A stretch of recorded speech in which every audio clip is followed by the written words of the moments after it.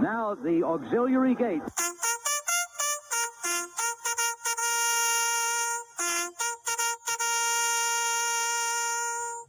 This is Travis Stone, voice of the Kentucky Derby. You're listening to the Auxiliary Gate Podcast, helping people go to sleep quicker since 2020.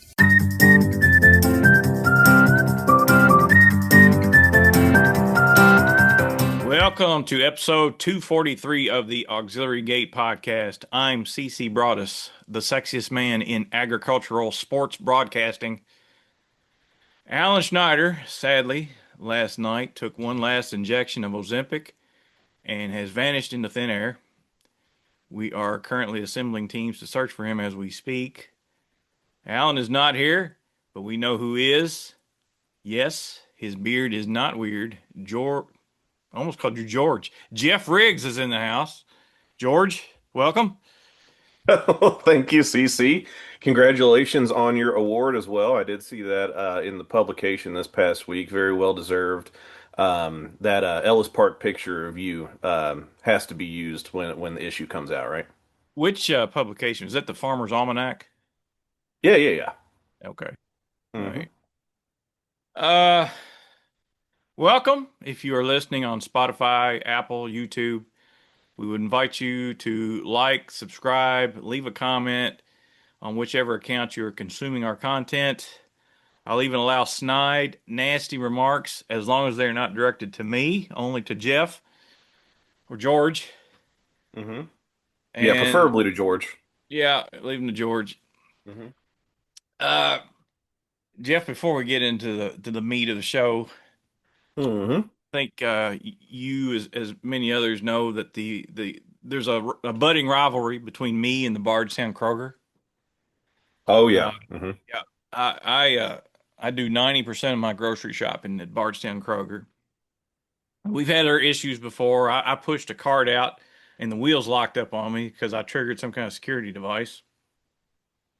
I mean, you do look shady. Well, funny you say that. I was checking out. They only had one cashier operating at the time, and they've got like 12 self.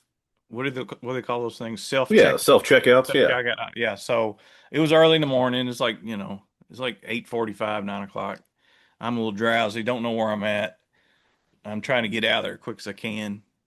I'm slinging bags of stuff and trying to scan them and everything. Well, the damn thing locked up on me.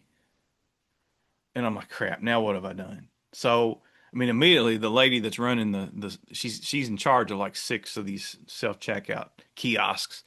And she comes up and they've got an instant replay video of what I did wrong. Like they knew what I did wrong before I did. And it was a video, and I had a bag of pepperoni in one hand and I had a container of mushrooms in the other.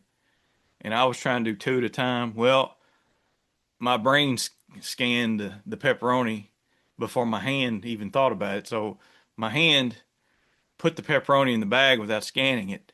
Uh-huh. And this thing picked it up. Well, it was, I mean, it was, I was leading 1-0 going into this. Now we're tied because apparently I tried to lift the bag of pepperoni. Well, I was embarrassed. by it, first of all. I mean, it's embarrassing because I don't, stealing. I don't want one thing to steal something, and second thing is the worst thing is to get caught stealing. So, right, especially when you're not even doing it on purpose. I'm shuffling groceries, trying to get everything paid for. I pay for the groceries, and the cart's behind me, and I'm pulling the cart, and the same lady says, "Hey, you forgot your yogurt." I was like, so you know how where the child divider is, where you set your kid up there and Yeah. So I had the yogurt. I had a 4-pack of yogurt there, and it was right behind the little plastic thing so it was concealed a little bit. I see. Uh-huh. Son of a bitch! I went and was going to leave with a bag of pepperoni and a 4-pack of yogurt that I didn't pay for. That was. So you were about to steal 2 items. I was going to steal 2 items. That was a low point for me. I was embarrassed. That was so embarrassing. I mean, that was bold of you with her already caught you trying to steal the yogurt. And the funny thing is, like, the woman was not like, "Oh, it's all right. This happens all the time." It's more like, "Yeah, I got my eye on you, bitch." It's like, "Oh, Right. okay, okay." So I had no idea that that stuff was real time. I knew it was on camera, but I'd always heard that those types of places will wait until you steal however many dollars worth of stuff, and then they'll get you. So it's a felony. Have you heard that? It's like $1,000 or something. I don't know. I don't know. That sucks because I'm probably close to the limit. Maybe. But yeah, who And knows how long you've been doing this? it'd be nice if they let me know. How often do you eat pepperoni and yogurt? It's not a good combination. It's not good for you. I mean, not at the same time. No. But I'm just saying, if those seem to be the culprits, like, I mean, Like, we could be like getting close to that threshold. you'd have to see this instant replay though. It was like there was a camera right over my shoulder. And I mean, it was plain as day. I had the pepperonis in my right hand. I had the mushrooms in the left hand. Hmm. I just put the mushrooms in the bag and then scanned or excuse me, I put the pepperoni in the bag and scanned the mushrooms. Yep. This is the first of three conversations where I'm going to admit I'm a kleptomaniac. Oh, there's more. Okay. No, no, no. I mean, I'm saying down the road. You know, Oh, I gotcha. Yeah. yeah. Yeah. Yeah. Auxiliary gate 297. I'm just going to admit I have a problem. Right. Right. Yeah. We're just going along the steps. Yeah, yeah. This is job number one. All right. Hmm. Anyway, I'm Well, the sorry, listeners can take that ride with us. Something to I'm look a, forward to. I apologize to Barstown Kroger. You didn't have half the items I wanted to begin with, so now I got to drive somewhere else to get my groceries. And let CC know if he's getting close to whatever that threshold is, because we do not need our boy getting locked up. I do not want to go to jail for pepperoni. If I'm going to go to Hmm. jail, I want it to be for something worth it, securities Exactly. fraud or something. At least Yeah, something you did on purpose. something's going to advance me in life. Right. Anyway, this is the first episode we've recorded since the Kentucky Derby. Geoff, were you satisfied with the results of the Derby? Yeah, I was very satisfied with the results of the Derby. I wouldn't say wagering wise. It was a good day for me wagering wise. I did not hit the Derby at all, although I have been a Golden Tempo fan for a long time. I was kind of kicking myself because, as you guys know, just through the whole process leading up to Derby, he was one that I would always talk about. Make sure you don't leave off your tickets. Make sure you don't leave off your tickets. He's going to be rolling late. But there's just, 20 horse field. There's so many horses to like. You gotta make your cut somewhere, and I didn't use him on top anywhere. But happy for Cherie and the connections. Thought it was a deserving winner. Very happy for Oselli with Beckman and crew running third with the long shot. That was one of my favorite. That might have been my favorite image that I have in my head from Derby was the connections of Oselli celebrating like they had just won the Derby when they ran third. So I thought that was pretty cool. What'd you think? Well, well, first of all, before we get to that, let's tell your story about your big wager you hit. Tell the story, the Oh, whole story. yep, yep, yep. So it was the middle pick five and That race three, race race. three. Yeah, you're right, because there were multiple middle pick five. So it was starting race three, and I'm trying to remember how it started. I only used, I think, two horses in the first leg and got like a $10, $11 horse. It was a good start, and singled yellow card, right? Isn't that the name of the horse? Yellow card? Yep, yep. In the Yeah, sprint, singled first yellow sprint. card in that wide open event, and it was a crazy to the wire as well. But that was only like the second or third leg, so going through it, it was like that was my stand I was going to take. I thought it ran better than looked in the last race. It was one of those replay watching kind of plays going in, and just seemed to be working really well going into the race too. And it was one of those races where people were going to use like maybe six, seven, eight horses if they were spreading in that sequence. The whole sequence kind of you had to spread, and yeah, he was able to get up just by a nose. It was a tight finish, but was able to get the job done. And then yeah, it was $120 ticket, and it paid $13,800. So I mean, it was pretty economical, and we got some nice prices. But it wasn't like I didn't hit any 50 to 1 shots in there or anything. It just tells you what those Derby Day pools are like when you get those $5 million pick five pools. I mean, if you just beat most of the favorites, those things are going to pay, and that's really what paid for me is that there were no favorites in that sequence. I think there were. I don't think anybody was over 7 to 1, 8 to 1 in that sequence. Paid almost 14 grand. Right. Right. Yellow Card is the horse that cost me on Keeneland. I had Oh, him. that's right. Yeah, I knew you'd know his name for sure I, because I I remember that. I had him and everything, and then I know I had him in either the pick four or the pick. I think it was a pick five. If he'd have won, he had trouble. He had big trouble in that race, Yes, and he yes. still almost got there. Hmm. And yeah, but that was a good hit. But We'll take it. We'll absolutely far, take it. far as the Derby is concerned, it was a weird race because when the Puma scratched, you start looking for horses that you want to use. You got down. It was like, okay, well, Golden Tempo probably fits in here now. He's probably one of the ones that's going to hit the board. Yeah. I had it. I had my plan was to either get Chief Wallaby or Renegade in the top three spots, Hmm. and then hope somebody filled in around them. The problem with I had Golden Tempo second or third. I Yep, didn't have him on exactly. top. Hmm. So if Renegade had won, well, I wouldn't have had it anyway. I didn't have Oselli. I would have never Right. had Oselli in a million years. But Yep. Oselli should have been disqualified. I'll go to my grave saying that. You can say what you want. That horse, he started a chain reaction that maybe cost Chief Wallaby a chance of getting on the board.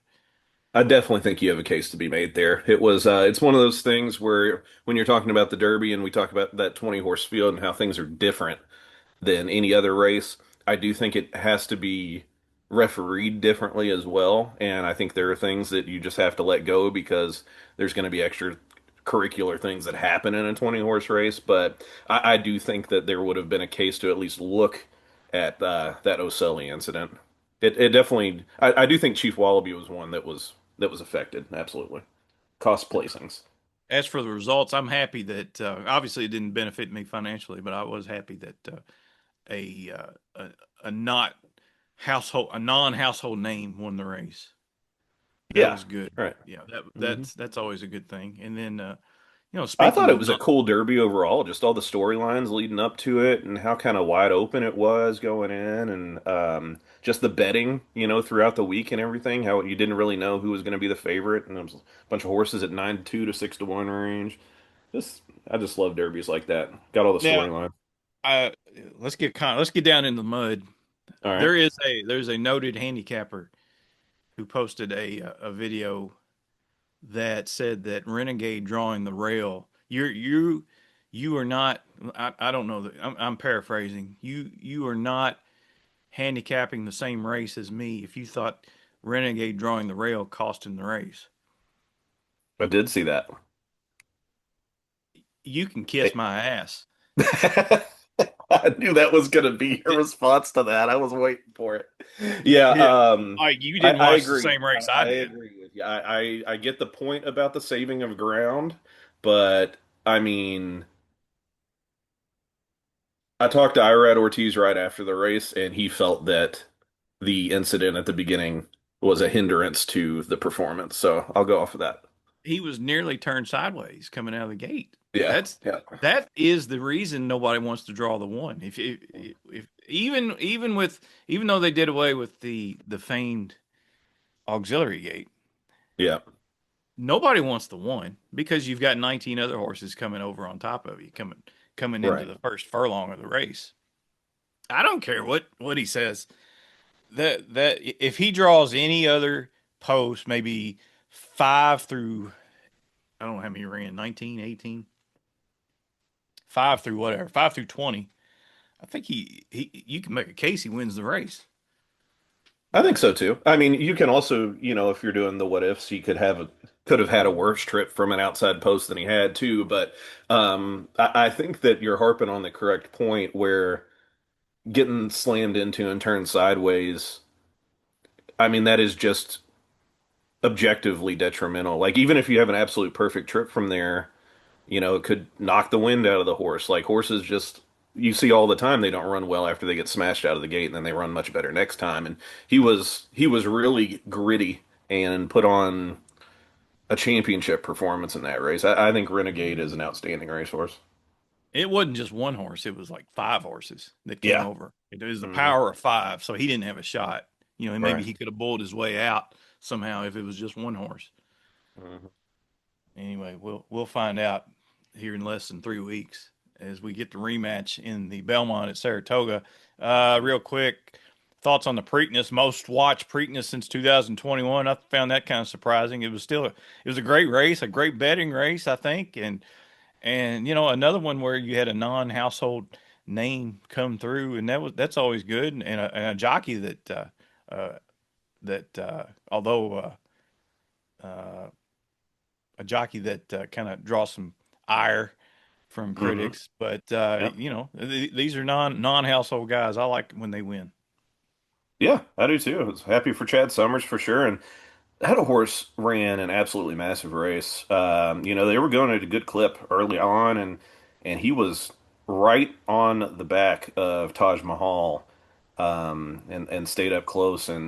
But I was watching the race, and man, when he was coming around the turn. It's like just looking at his body language and Paco's body language, it's like, man, this horse is absolutely loaded. They're going to have to come flying to beat him, and he finished up extremely strongly. I thought Iron Honor ran really well in defeat as well. Really, the top four, or top five, even ran pretty well. I thought Oselli and Incredibolt maybe just didn't get exactly the setup they needed, but ran pretty well. I was impressed by Chip Honcho. I was kind of against Chip Honcho in here, especially when he didn't get to the lead. A little bit of change of tactics for him. I thought he ran well to be third. So overall, I thought it was a really good race. Another one, like you said, a 9-2 favorite. So great betting race, just like the Derby was. So maybe that had something to do with the viewership and the handle there. Is it was an outstanding betting race, but man, you certainly can't take anything away from Napoleon Solo. Yep, I think he's going to show up next in the Haskell. The Haskell is going to be a really nice race. It looks like you've got the Puma probably shows up there. Uh, Iron Honor, Napoleon Solo. There was one more. It skips my brain right now, but yeah, it's setting up to be a really nice race. Oh, Crude Velocity probably shows up there too if he Oh yeah, yeah. I yeah always if he's forget up. about him, but yeah, probably so. It's That going to makes be a sense. really fun race. Yeah, that's a nice horse. Speaking of fun races, just over a month from this Saturday, Churchill Downs will put on another rendition of the Stephen Foster Stakes, and it was announced today that the purse has been doubled to $2 million. Yes, sir. And just judging by the what we're seeing here from connections, it's going to be a rematch of Sovereignty and Baeza, Mhm.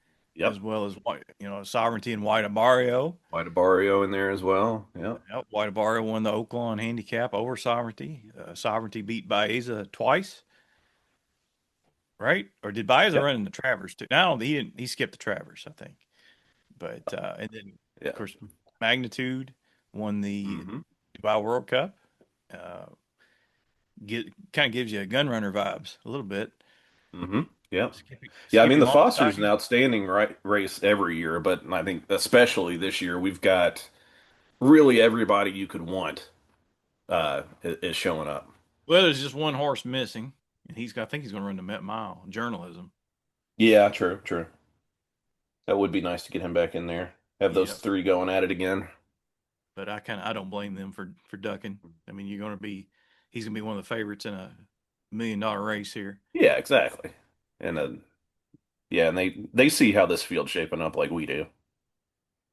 Other stakes races to be run on June 27th. The $500,000 Phasic Tipton Fleur de Lis, the $500,000 Wise Dan, the $275,000 Bango Stakes. That didn't they used to be There we the Kelly's go. Landing? Used to be the Kelly's Landing, right? Oh yeah, that makes sense. Yeah. Yeah. Well, So congratulations to Bango and Team Foley on getting that race named after him. Well deserved, winning his horse of all time Churchill Downs history. One of my favorites. $275,000 Anchorage Stakes, mile and an eighth on the turf. I wonder if that used to be the Locust Grove. Can't remember. Oh my. Anyway, $275,000 American Derby and the $275,000 Tepin for 3-year-old fillies. Big day of racing. So Big day. hopefully we'll have big fields and they all show up. Did you see our boy Rennie Times coming into town for the Foster? Really? Yeah. Have to do a like a meetup, like I'm some kind of scared. live shorts or something, you know? He will be wearing shorts or pants, or do you know? You never know with him. Okay. All right. Well, yeah, I look forward to that then. Yeah, we need to get him in here. That's good. Good stuff. All right. Exactly. All right. It's come time now to talk to our special guest. Geoff will do the honors. Here we go. All right, we are back with our special guest this evening, who is the newest rider to make the move to the booming Kentucky racing circuit. He literally has a Triple Crown pedigree and has already found much success on the West Coast as one of the top riders in Northern California at only 25 years old, with mounts earning over $17 million already. After spending the winter at Oaklawn Park, he's now moved his tack to Churchill Downs and will also be joining us at Ellis Park this summer. So we are pleased to welcome multiple graded stakes winning jockey Assael Espinoza to the show. Assael, thanks for joining us tonight, man. Thank you so much, guys. Thanks for having me here. Absolutely. It's good to have you. Good to have you here in Kentucky. You know, this is our home stomping grounds, and we think it's the best racing in the country. So I'm glad that you will be a part of it too. I know you come from a racing family. Your dad was a quarter horse jockey, and I'm sure most listeners know your uncle, Victor Espinoza, who won the 2015 Triple Crown aboard American Pharoah. What kind of influence did your dad and your uncle have on your riding career? Well, a lot. Like you said, we come from racing family, and I lived with my uncle for like 6 months before I started riding.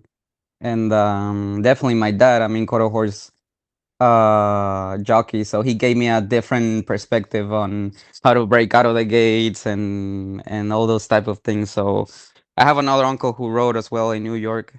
His name is Jose Espinoza, and he gave me. I learned a lot from him as well. So that was good. Three teachers.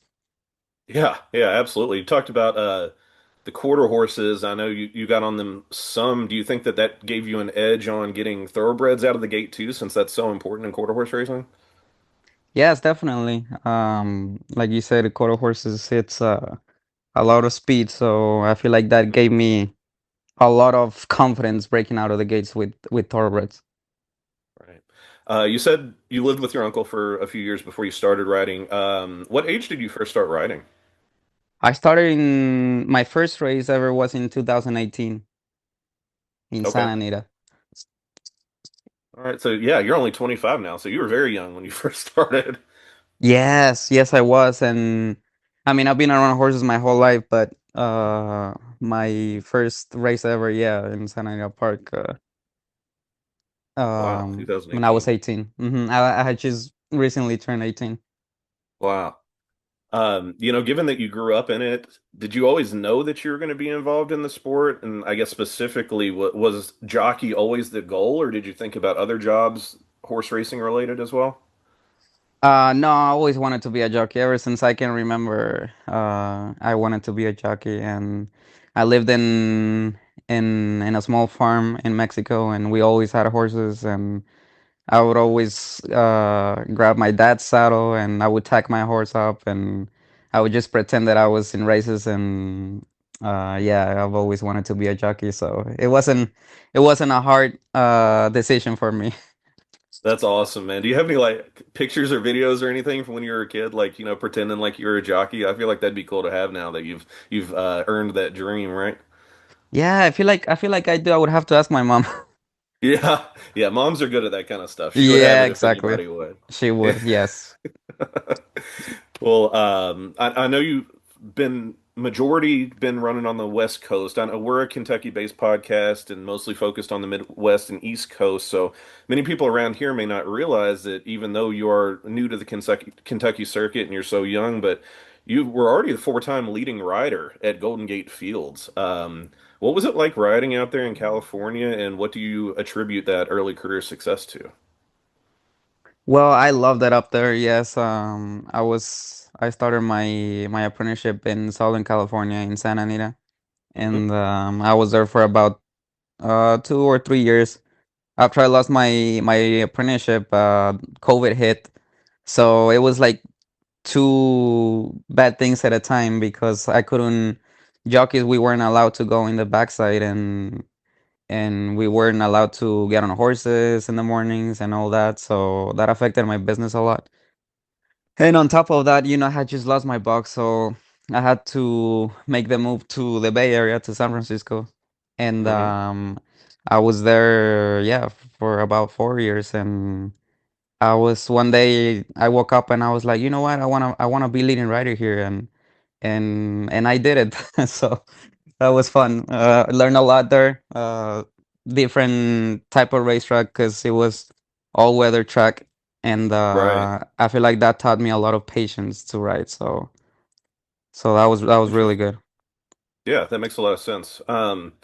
Have you ridden at Turfway Park before? Just, us being Kentucky people and synthetic surfaces, and just wondering if you've ridden there and if that surface is similar in any way. No, I've never ridden in Turfway Park. Okay. Well, maybe we'll have to get you out there too. If you're gonna be around Kentucky, it's good racing there. It's good purses there, and that synthetic surface. It's definitely a lot of riders' races.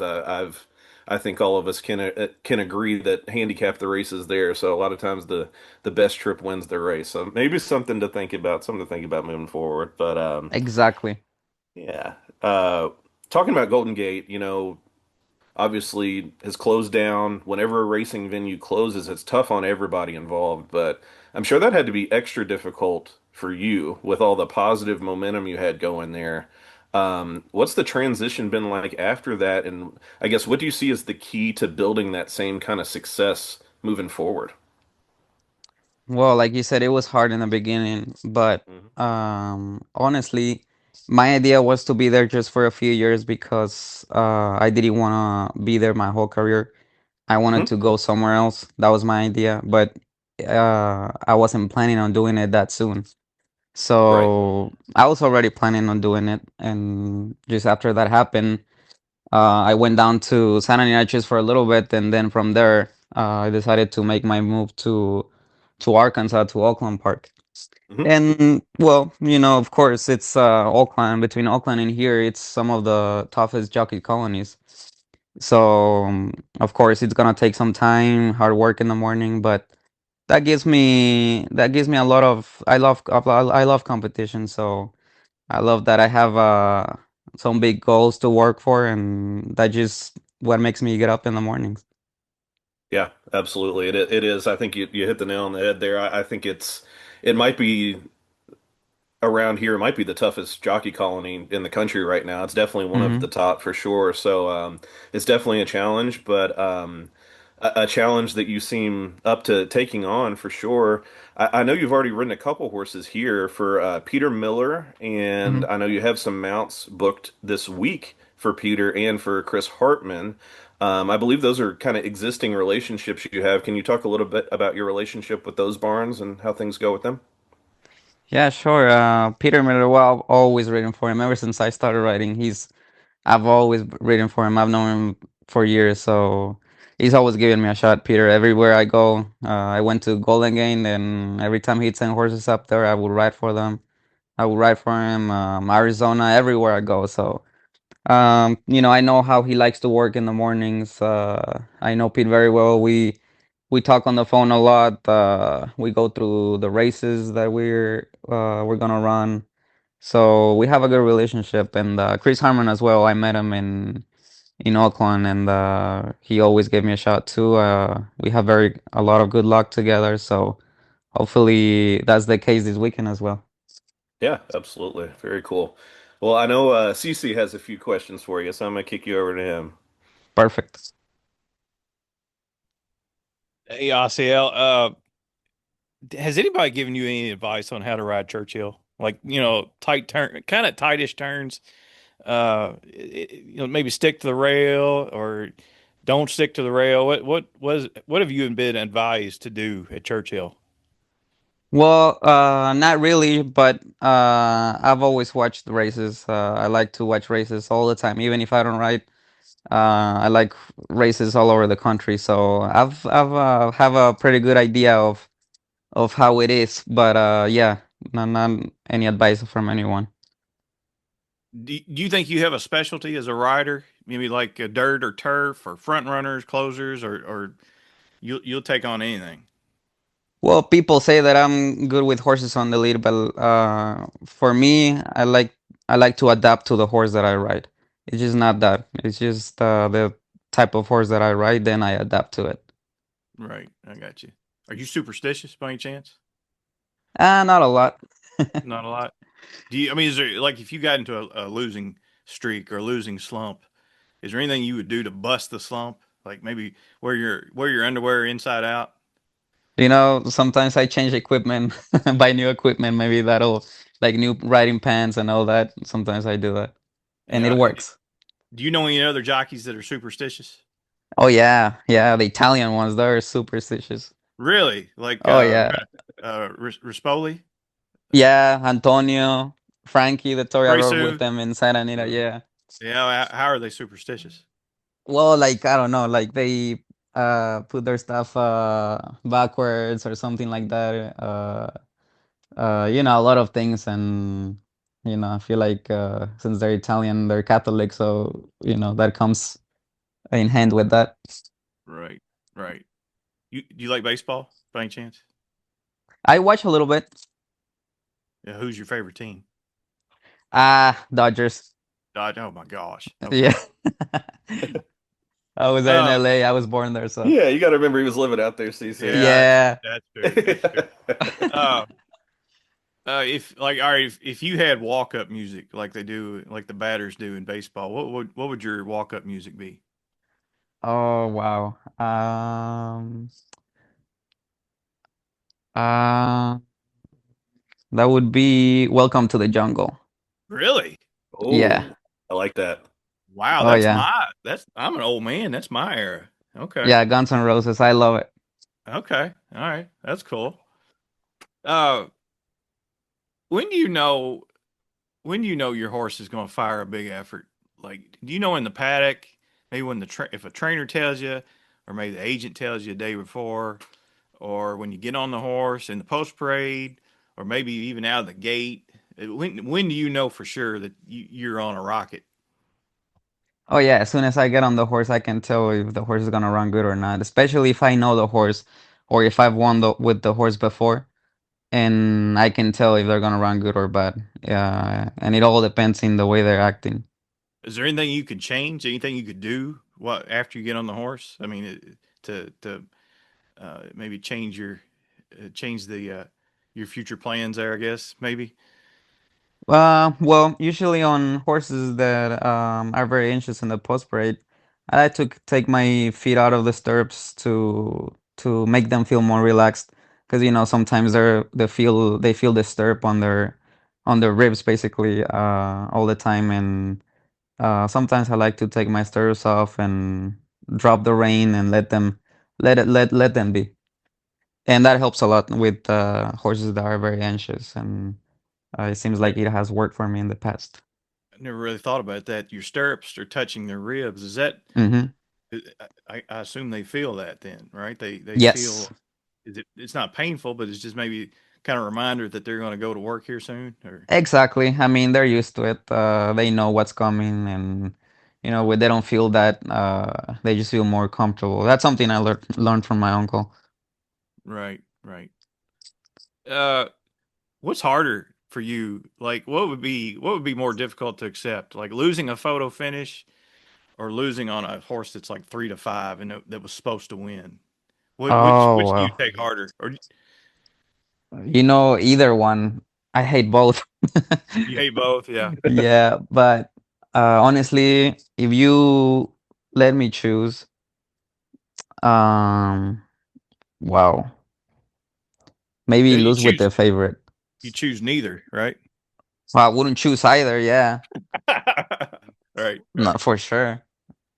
Not even with Uh, a long shot or whatever. I don't like to. I don't like to lose. right. I understand that. So are you gonna ride? You gonna ride at Ellis Park this summer? Yes, Okay, that's good to hear because there's been a lot of good jockeys come through there over the years, and I'm we, really looking forward. Yeah. yeah, Tyler Gaffleone really tore things up last summer, coming back from his injury, and Mm-hmm. Before that, Calvin Burrell rode there. John Court won a bunch of titles. Just a bunch of good guys come through there over the years. Looking forward to adding your name. Hopefully you can get a bunch of wins there as well. So I'm going to throw it back to Geoff, and he can finish things up. Thank you so much, JC. Appreciate it. Yeah, for sure. Yeah, just one thing I guess I was kind of thinking of, Asael, as you guys were talking and, just kind of getting more familiar with Kentucky and everything. What do you want people to know about you, and like what do you bring to the table as you embark on this journey joining one of the most competitive jockey colonies in the nation?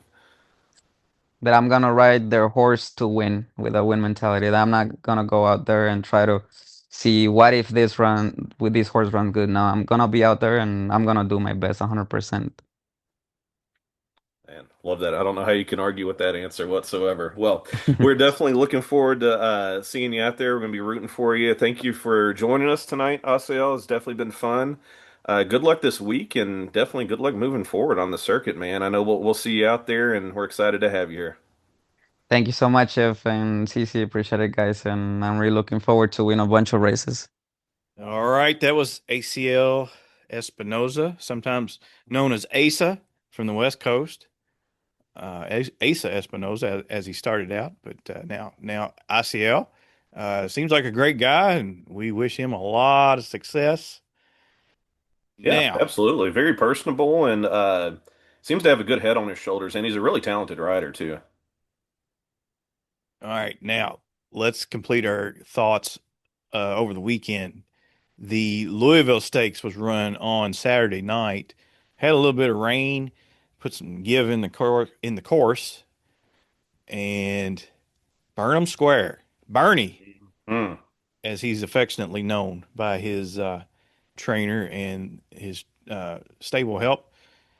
Burnham Square won easily again. His second win in a row, second impressive win in a row. I believe he ran his final quarter to mile less than 24, about 23 seconds. Yeah, 23 Obviously, something. yeah, obviously a good horse. Hasn't beat a whole lot though in two starts, but he can only beat what's in front of him. So my question to you is, well, it's not really a question. I want you to fill in the blank. Okay. Burnham Square is the best American turf horse since. Ooh.